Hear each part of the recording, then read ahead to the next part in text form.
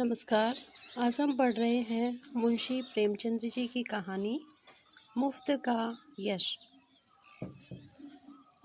उन दिनों संयोग से हाकिम जिला एक रसिक सज्जन थे। इतिहास और पुराने सिक्कों की खोज में उन्होंने अच्छी ख्याति प्राप्त कर ली थी। ईश्वर जाने दफ्तर के सूखे कामों से उन्हें ऐतिहासिक छानबीन के लिए कैसे समय मिल जाता था। वहाँ तो जब किसी अफसर से पूछिए तो वह यही कहता, मारे काम के मरा जाता हूँ। सिर उठाने की फुर्सत नहीं मिलती। शायद शिकार और सैर भी उनके काम में शामिल हैं। उन सज्जन की कीर्तियाँ मैंने देखी हैं और मन में उनका आदर करता था, लेकिन उनकी अफसरी किसी प्रकार की घनिष्ठता में बाधक थी। मुझे संकोच था कि अगर मेरी ओर से पहल हुई तो लोग यही कहेंगे कि इसमें मेरा कोई स्वार्थ है, और मैं किसी दशा में भी यह इल्ज़ाम अपने सिर नहीं लेना चाहता। मैं तो हुक्काम की दावतों और सार्वजनिक उत्सवों में नेवता देने का भी विरोधी हूँ, और जब कभी सुनता हूँ कि किसी अफसर को किसी आम जलसे का सभापति बनाया गया, या कोई स्कूल, औषधालय या विधवा आश्रम किसी गवर्नर के नाम से खोला गया, तो अपने देश बंधुओं की दास मनोवृत्ति पर घंटों अफसोस करता हूँ। मगर जब एक दिन हाकिम ज़िला ने खुद मेरे नाम एक रुक्का भेजा कि मैं आपसे मिलना चाहता हूँ, क्या आप मेरे बंगले पर आने का कष्ट स्वीकार करेंगे, तो मैं बड़े दुविधा में पड़ गया। क्या जवाब दूँ? अपने दो एक मित्रों से सलाह ली। उन्होंने कहा, साफ लिख दीजिए, मुझे फुर्सत नहीं। वह हाकिम ज़िला होंगे तो अपने घर के होंगे। कोई सरकारी व जाब्ते को काम होता तो आपका जाना अनिवार्य था, लेकिन निजी मुलाकात के लिए जाना आपकी शान के खिलाफ है। आखिर वह खुद आपके मकान पर क्यों नहीं आए? इससे क्या उनकी शान में बट्टा लगा जाता था? इसलिए तो खुद नहीं आए कि वह हाकिम ज़िला है। इन अहमक हिंदुस्तानियों को कब यह समझ आएगी कि दफ्तर के बाहर वे भी वैसे ही साधारण मनुष्य हैं जैसे हम और आप। शायद ये लोग अपनी घरवालियों से भी अफसरी जताते होंगे। अपना पद उन्हें कभी नहीं भूलता। एक मित्र ने जो लतीफ़ों के चलते फिरते तिजोरी है हिंदुस्तानी अफसरों के विषय में कई बड़ी मनोरंजक घटनाएं सुनाई। एक अफसर साहब ससुराल गए, शायद स्त्री को विदा कराना था। जैसा आम रिवाज है, ससुर जी ने पहले ही वादे पर लड़की को विदा करना उचित न समझा। कहने लगे, बेटा इतने दिनों के बाद आई है, अभी कैसे विदा कर दूं? भला 6 महीने तो रहने दो। उधर धर्मपत्नी जी ने भी नाइन से संदेश कहला भेजा, अभी मैं नहीं जाना चाहती। आखिर माता पिता से भी तो मेरा कोई नाता है, कुछ तुम्हारे हाथ बिक थोड़े गई हो। दामाद साहब अफसर थे, जामे से बाहर हो गए, तुरंत घोड़े पर बैठे और सदर की राह ली। दूसरे ही दिन ससुर जी पर समन जारी कर दिया। बेचारा बूढ़ा आदमी तुरंत लड़की को साथ लेकर दामाद की सेवा में जा पहुंचा, तब जाके उनकी जान बची। ये लोग ऐसे मिथ्या अभिमानी होते हैं, और फिर तुम्हें हाकिम जिला से लेना ही क्या है? अगर तुम कोई विद्रोहात्मक गल्प व लेख लिखोगे तो फौरन गिरफ्तार कर लिए जाओगे। हाकिम ज़िला ज़रा भी मुरौबत ना करेंगे, कह देंगे यह गवर्नमेंट का हुक्म है। मैं क्या करूं? अपने लड़के के लिए कानून गोई या नाब तहसीलदारी की लालसा तुम्हें है नहीं, व्यर्थ क्यों दौड़े जाओ। लेकिन मुझे मित्रों की यह सलाह पसंद न आई। एक भला आदमी जब निमंत्रण देता है तो केवल इसलिए अस्वीकार कर देना कि हाकिम ज़िला ने भेजा है, मुटमर्दी है। बेशक हाकिम साहब मेरे घर आ जाते तो उनकी शान कम ना होती। उदार हृदय वाला आदमी बेतकल्लुफ़ चला आता। लेकिन भाई, ज़िले की अफसरी बड़ी चीज़ है, और एक उपन्यासकार की हस्ती ही क्या है। इंग्लैंड या अमेरिका में गल्प लेखकों और उपन्यासकारों की मेज़ पर निमंत्रित होने में प्रधानमंत्री भी अपना गौरव समझेगा। हाकिम ज़िला की तो गिनती ही क्या है। लेकिन यह भारतवर्ष है, जहाँ हर एक रईस के दरबार में कभी सम्राटों का जत्था, रईस के कीर्तिमान के लिए जमा रहता है और आज भी ताजपोशी में हमारे लेखक वृंद बिना बुलाए राजाओं की खिदमत में हाजिर होते हैं, कसीदे पेश करते हैं और इनाम के लिए हाथ पसारते हैं। तुम ऐसे कहाँ के बड़े वह हो कि हाकिम ज़िला तुम्हारे घर चला आए? जब तुम में इतनी अकड़ और तुनक मिजाजी है तो वह तो जिले का बादशाह है। अगर उसे कुछ अभिमान भी हो तो उचित है इसे उसकी कमजोरी कहो, बेहूदगी कहो, मूर्खता कहो, उज्जड़ता कहो, फिर भी उचित है। देवता होना गर्व की बात है, लेकिन मनुष्य होना भी अपराध नहीं है। और मैं तो कहता हूँ ईश्वर को धन्यवाद दो कि हम हाकिम ज़िला तुम्हारे घर नहीं आए, वरना तुम्हारी कितनी भद होती। उनके आदर सत्कार का सामान तुम्हारे पास कहाँ था? गद्द की एक कुर्सी भी नहीं है। उन्हें क्या 3 टांगों वाले सिंहासन पर बैठाते या मटमैले जाजिम पर 3 पैसे की 24 बीड़ियाँ पीकर दिल खुश कर लेते हो? है सामर्थ्य रुपए के 2 सिगार खरीदने की? तुम तो इतना भी नहीं जानते कि वह सिगार मिलता कहाँ है, उसका नाम क्या है। अपना भाग्य सराहो कि अफसर साहब तुम्हारे घर नहीं आए और तुम्हें बुला लिया। 4-5 रुपए बिगड़ भी जाते और लज्जित भी होना पड़ता। और कहीं तुम्हारे परम दुर्भाग्य और पापों के दंड स्वरूप उनकी धर्म पत्नी भी उनके साथ होती तो तुम्हें धरती में समा जाने के सिवा और कोई ठिकाना ना था। तुम या तुम्हारी धर्मपत्नी उस महिला का सत्कार कर सकती थी? तुम्हारी तो घिग्गी बंध जाती साहब, बदहवास हो जाते। वह तुम्हारे दीवान खाने तक ही ना रहती जिसे तुमने गरीबा मऊ ढंग से सजा रखा है। वहाँ तुम्हारी गरीबी अवश्य है पर फूहड़पन नहीं। अंदर तो पग पग पर फूहड़पन के दृश्य नजर आते। तुम अपने में फटे पुराने पहनकर और अपनी विपन्नता में मगन रहकर जिंदगी बसर कर सकती हो, लेकिन कोई भी आत्म अभिमानी आदमी यह पसंद नहीं कर सकता कि उसकी दुरावस्था दूसरों के लिए विनोद की वस्तु बने। इन लेडी साहिबा के सामने तो तुम्हारी जबान बंद हो जाती। चुनांचे मैंने हाकिम ज़िला का निमंत्रण स्वीकार कर लिया और यद्यपि उनके स्वभाव में कुछ अनावश्यक अप्सरी की शान थी, लेकिन उसके स्नेह और उदारता ने उसे यथासाध्य प्रकट न होने दिया। कम से कम उन्होंने मुझे शिकायत का कोई मौका ना दिया। अब सराहना प्रकृति को तब्दील करना उनकी शक्ति के बाहर था। मुझे इस प्रसंग को कोई महत्व देने की कोई बात भी ना थी। महत्व ना दिया। उन्होंने मुझे बुलाया, मैं चला गया, कुछ गपशप किया और लौट आया। किसी से इसका जिक्र करने की ज़रूरत ही क्या, मानो भाजी खरीदने बाजार गया था, लेकिन टोहियों ने न जाने कैसे टोहा लगा लिया। विशेष समुदायों में यह चर्चा होने लगी कि हाकिम जिला से मेरी बड़ी गहरी मैत्री है और वह मेरा बड़ा सम्मान करते हैं। अतिशयोक्ति ने मेरा सम्मान और भी बढ़ा दिया। यहाँ तक मशहूर हुआ कि वह मुझसे सलाह लिए बगैर कोई फैसला या रिपोर्ट नहीं लिखते। जब भी समझदार आदमी इस ख्याति से लाभ उठा सकता था। स्वार्थ में आदमी बावला हो जाता है, तिनके का सहारा ढूंढता फिरता है। ऐसों को विश्वास दिलाना कुछ मुश्किल ना था कि मेरे द्वारा उनका काम निकल सकता है, लेकिन मैं ऐसी बातों से घृणा करता हूँ। सैकड़ों व्यक्ति अपनी कथाएं लेकर मेरे पास आए। किसी के साथ पुलिस ने बेजा ज्यादती की थी, कोई इनकम टैक्स वालों की सख्तियों से दुखी था, किसी की यह शिकायत थी कि दफ्तर में उसकी हक तलफी हो रही है, उसके पीछे के आदमियों को दनादन तरक्कियां मिल रही हैं, उसका नंबर आता है तो कोई परवाह नहीं करता। इस तरह का कोई ना कोई प्रसंग नित्य ही मेरे पास आने लगा, लेकिन मेरे पास उन सब के लिए एक ही जवाब था, मुझसे कोई मतलब नहीं। एक दिन मैं अपने कमरे में बैठा था कि मेरे बचपन के एक सहपाठी मित्र आ टपके। हम दोनों एक ही मकतब में पढ़ने जाया करते थे। कोई 45 साल की पुरानी बात है। मेरी उम्र 19 साल से अधिक न थी। वह भी लगभग इसी उम्र के रहे होंगे, लेकिन मुझसे कहीं बलवान और हष्ट पुष्ट। मैं ज़हीन था, वह निरे कोदन। मौलवी साहब उनसे हार गए थे और उन्हें सबक पढ़ाने का भार मुझ पर डाल दिया।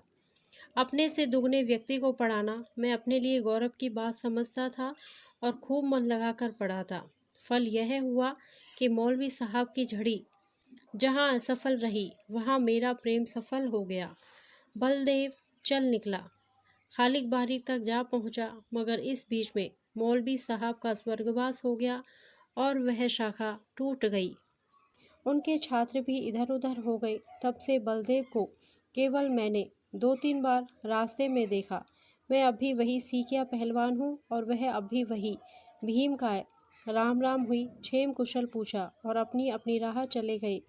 मैंने उनसे हाथ मिलाते हुए कहा, आओ भाई बलदेव, मज़े में तो हो, कैसे याद किया, क्या करते हो आजकल? बलदेव ने व्यथित कंठ से कहा, जिंदगी के दिन पूरे कर रहे हैं भाई, और क्या। तुमसे मिलने की बहुत दिनों से इच्छा थी। याद करो वह मकतब वाली बात, जब तुम मुझे पढ़ाया करते थे। तुम्हारी बदौलत 4 अक्षर पढ़ गया और अपनी जमींदारी का काम संभाल लेता हूँ, नहीं तो मूर्ख ही बना रहता। तुम मेरे गुरु हो भाई, सच कहता हूँ, मुझ जैसे गधों को पढ़ाना तुम्हारा ही काम था। न जाने क्या बात थी कि मौलवी साहब से सबक पढ़कर अपनी जगह पर आया, नहीं कि बिल्कुल साफ। तुम जो पढ़ाते थे वह बिना याद किए ही याद हो जाता। तुम तब भी बड़े ज़हीन थे। यह कहकर उन्होंने मुझे सगर्व नेत्रों से देखा।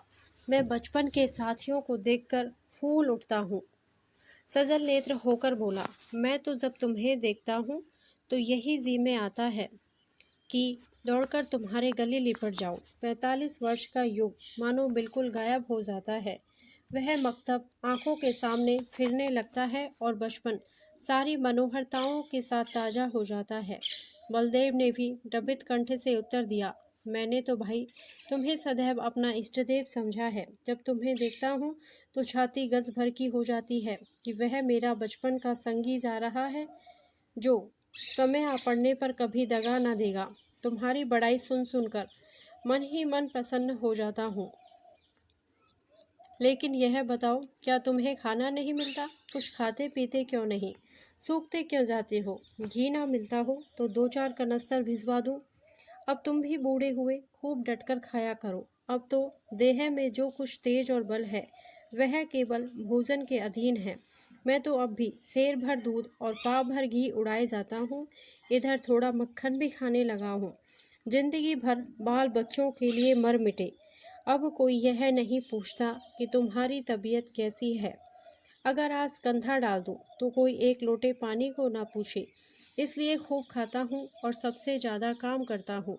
घर पर अपना रौब बना हुआ है, वही जो तुम्हारा जेठा लड़का है, उस पर पुलिस ने एक झूठा मुकदमा चला दिया है। जवानी के मद में किसी को कुछ समझता नहीं है भी अच्छा खासा पहलवान। दारोगा जी से एक बार कुछ कहा सुनी हो गई, तब से घात में लगे हुए थे। इधर गांव में एक डाका पड़ गया। दारोगा जी ने तहकीकात में उसे भी फांस लिया। आज 1 सप्ताह से हिरासत में है। मुकदमा मोहम्मद खलील डिप्टी के इजलास में है और मोहम्मद खलील और दारोगा जी से दांत काटी रोटी है। अवश्य सजा हो जाएगी। अब तुम ही बचाओ तो उसकी जान बच सकती है, और कोई आशा नहीं है। सजा तो जो होगी वह होगी ही, इज्जत भी खाक में मिल जाएगी। तुम जाकर हाकिम जिला से इतना कह दो कि मुकदमा झूठा है, आप खुद चलकर तहकीकात कर लें। बस देखो भाई, बचपन के साथी हो, नहीं ना करना। जानता हूँ तुम इन मामलों में नहीं पढ़ते और तुम्हारे जैसे आदमी को पढ़ना भी ना चाहिए। तुम प्रजा की लड़ाई लड़ने वाले जीव हो। तुम्हें सरकार के आदमियों से मेलजोल बढ़ाना उचित नहीं, नहीं तो जनता की नज़रों से गिर जाओगे। लेकिन यह घर का मामला है, इतना समझ लो कि मामला बिल्कुल झूठ ना होता तो मैं कभी तुम्हारे पास ना आता। लड़के की माँ रो रो कर जान दिए डालती है। बहू ने दाना पानी छोड़ रखा है। 7 दिन से घर में चूल्हा नहीं जला। मैं तो थोड़ा सा दूध पी लेता हूँ, लेकिन दोनों सास बहू तो निराहार पड़ी हुई हैं। अगर बच्चा को सजा हो गई तो दोनों मर जाएंगी। मैंने यही कहकर उन्हें ढांढस दिया है कि जब तक हमारा छोटा भाई सलामत है, कोई हमारा बाल बांका नहीं कर सकता। तुम्हारा भाभी ने तुम्हारी एक पुस्तक पढ़ी है, वह तो तुम्हें देवतुल्य समझती है और जब कोई बात होती है तुम्हारी नज़ीर देकर मुझे लज्जित करती है। मैं भी साफ कह देता हूँ, मैं उस छोकरे की सी बुद्धि कहाँ से लाऊं? तुम्हें उसकी नज़रों से गिराने के लिए तुम्हें छोकरा, मरियल सभी कुछ कहता हूँ, पर तुम्हारे सामने मेरा रंग नहीं जमता। मैं बड़े संकट में पड़ गया। मेरी ओर से जितनी आपत्तियां हो सकती थी उन सब का जवाब बलदेव सिंह ने पहले ही से दे दिया। इनको फिर दोहराना व्यर्थ था। इसके सिवा कोई जवाब न सूझा कि मैं जाकर साहब से क्या कहूँगा। हाँ, इतना मैंने अपनी तरफ से और बढ़ा दिया कि मुझे आशा नहीं कि मेरे कहने का विशेष ख्याल किया जाए, क्योंकि सरकारी मामलों में हुक्काम हमेशा अपने मातहतों का पक्ष लिया करते हैं। बलदेव सिंह ने प्रसन्न होकर कहा, इसकी चिंता नहीं, तकदीर में जो लिखा है वह तो होगा ही। बस तुम जाकर कह भर दो। अच्छी बात है। तो कल जाओगे? हाँ, अवश्य जाऊंगा। यह ज़रूर कहना कि आप चलकर तहकीकात कर लें। हाँ, यह ज़रूर कहूँगा। और यह भी कह देना कि बलदेव सिंह मेरा भाई है। झूठ बोलने के लिए मुझे मजबूर ना करो। तुम मेरे भाई नहीं हो? मैं तो हमेशा तुम्हें अपना भाई समझा है। अच्छा, तो यह भी कह दूंगा। बलदेव सिंह को विदा करके मैंने अपना खेल समाप्त किया और आराम से भोजन करके लेटा। मैंने उससे गला छुड़ाने के लिए झूठा वादा कर दिया। मेरा इरादा हाकिम जिला से कुछ कहने का नहीं। मैंने पेशबंदी के तौर पर पहले ही जता दिया था कि हुक्काम आमतौर पर पुलिस के मामलों में दखल नहीं देते, इसलिए सज़ा हो भी गई तो मुझे यह कहने की काफ़ी गुंजाइश थी कि साहब ने मेरी बात स्वीकार नहीं की। कई दिन गुजर गए थे, मैं इस वाक़े को बिल्कुल भूल गया था। सहसा एक दिन बलदेव सिंह अपने पहलवान बेटे के साथ मेरे कमरे में दाखिल हुए।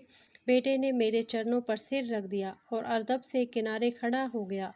बलदेव सिंह बोले, बिल्कुल बरी हो गया भैया। साहब ने दारोगा को बुलाकर खूब डांटा कि तुम भले आदमियों को सताते हो, बदनाम करते हो। अगर फिर ऐसा झूठा मुकदमा लाए तो बर्खास्त कर दिए जाओगे। दारोगा जी बहुत झेपे। मैंने उन्हें झुककर सलाम किया। बच्चा पर घड़ों पानी पड़ गया। यह तुम्हारी सिफारिश का चमत्कार है भाईजान। अगर तुमने मदद ना की होती तो हम तबाह हो गए थे। यह समझ लो कि तुमने 4 प्राणियों की जान बचा ली। मैं तुम्हारे पास बहुत डरते डरते आया था। लोगों ने कहा था उनके पास नाहक जाते हो। वह बड़ा बेमुरौवत आदमी है। उसकी जात से किसी का उपकार नहीं हो सकता। आदमी वह है जो दूसरों का हित करे। वह क्या आदमी जो किसी की कुछ सुने ही नहीं। लेकिन भाईजान, मैंने किसी की बात ना मानी। मेरे दिल में मेरा राम बैठा कह रहा था, तुम चाहे कितने ही रूखे और बेलाग हो, लेकिन मुझ पर अवश्य दया करोगे। यह कहकर बलदेव सिंह ने अपने बेटे को इशारा किया। मैं बाहर गया और एक बड़ा सा गट्ठर उठा लाया, जिसमें भांति भांति की देहाती सौगातें बंधी हुई थी। हालांकि मैं बराबर कहे जाता था कि तुम ये चीज़ें नाहक लाए। इनकी क्या ज़रूरत थी? कितने गंवार हो, आखिर तो ठहरे देहाती। मैंने कुछ नहीं कहा। मैं तो साहब के पास गया भी नहीं। लेकिन कौन सुनता है? खोया, दही, मटर की फलियाँ, अमावट, ताज़ा गुड़ और जाने क्या क्या आ गया। मैंने कहने को तो एक तरह से कह दिया। मैं साहब के पास गया ही नहीं। जो कुछ हुआ खुद हुआ, मेरा कोई एहसान नहीं। लेकिन उसका मतलब यह निकाला गया कि मैं केवल नम्रता से और सौगातों को लौटा देने के कोई बहाना ढूंढने के लिए ऐसा कह रहा हूँ। मुझे इतनी हिम्मत न हुई कि मैं इस बात का विश्वास दिलाता। इसका जो अर्थ निकाला गया वही मैं चाहता था। मुफ्त का एहसान छोड़ने का जी ना चाहता था। अंत में जब मैंने जोर देकर कहा कि किसी से इस बात का जिक्र ना करना, नहीं तो मेरे पास फरियादों का मेला लग जाएगा, तो मानो मैंने स्वीकार कर लिया कि मैंने सिफारिश की और जोरों से की। धन्यवाद। यदि आपको यह कहानी अच्छी लगी हो तो प्लीज़ मेरे वीडियो को लाइक करें, शेयर करें और मेरे चैनल को सब्सक्राइब करें। Thank you.